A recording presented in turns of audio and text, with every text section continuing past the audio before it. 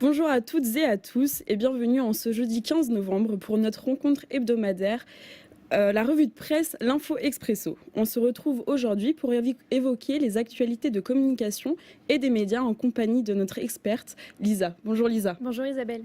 Nous allons commencer aujourd'hui par les réseaux sociaux et plus particulièrement par l'exemple du fisc qui emploie ce canal pour lutter contre les fraudes. Alors attention désormais aux internautes qui partagent sans mégarde sur Facebook et sur Instagram leurs photos prises pendant leurs vacances de luxe ou leur virées dans leur belle voiture de collection. Aujourd'hui, cela pourrait être considéré comme des armes pour l'administration fiscale lorsqu'elle soupçonne quelques indélicatesses. En effet, selon Ouest France, le fisc va commencer à scruter les publications postées par les Français sur les réseaux sociaux au début de l'année prochaine. Donc, cela a été annoncé récemment par le ministre de l'Action et des Comptes publics, Gérald Darmanin. Dans le reportage Capital diffusé dimanche soir sur M6, il a communiqué la mise en place d'un certain nombre d'expérimentations qui ont été autorisées et notamment grâce aux réseaux sociaux. Le Figaro précise que cela a pour but de lutter contre la fraude au-delà des dispositions prévues dans la loi promulguée le 24 octobre dernier.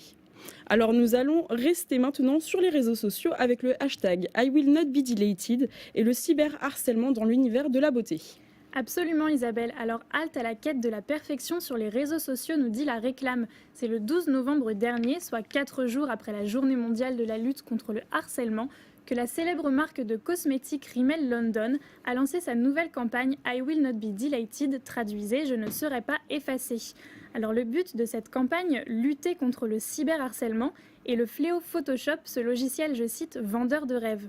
Toujours selon la Réclame, une étude Cyberbeauty Bullying réalisée en 2017 nous indique que ce n'est pas moins de 115 millions de photos qui auraient été supprimées des réseaux sociaux pour cause de commentaires blessants ou désobligeants. La campagne s'engage et devient le symbole d'une véritable lutte positive en mettant en avant les parcours extraordinaires de personnes ayant pour point commun d'avoir été cyberharcelées.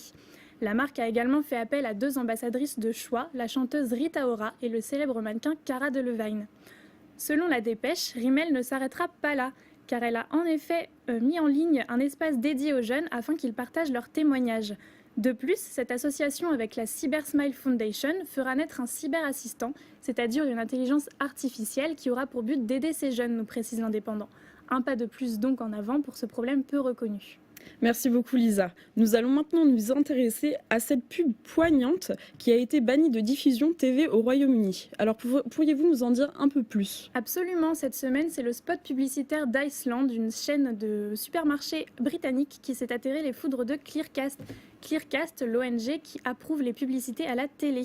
Eh bien la raison, comme nous le rapporte le site J'ai un pote dans la com, le spot qui a été réalisé en partenariat avec Greenpeace est jugé trop politique. On y voit un orang-outan saccager la chambre d'une petite fille.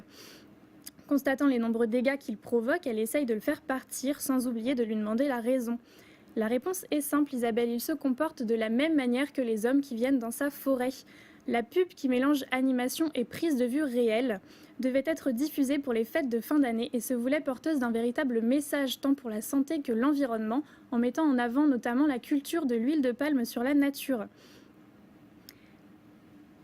On estime en effet que la déforestation tue en moyenne 25 orang-outans et déforeste plusieurs hectares de forêt par jour. La décision de Clearcast semble donc d'autant plus critiquable à l'époque où malheureusement la situation environnementale est de plus en plus préoccupante. Heureusement, la publicité a rencontré un vif succès sur les réseaux sociaux puisque comme nous le rapporte le site CreaPills, elle a été visionnée plus d'1 million de fois en une seule journée. Merci beaucoup Lisa pour toutes ces informations et merci à vous, chers spectateurs, de nous avoir suivis. Nous nous retrouvons la semaine prochaine pour une autre édition de l'Info Expresso. Merci.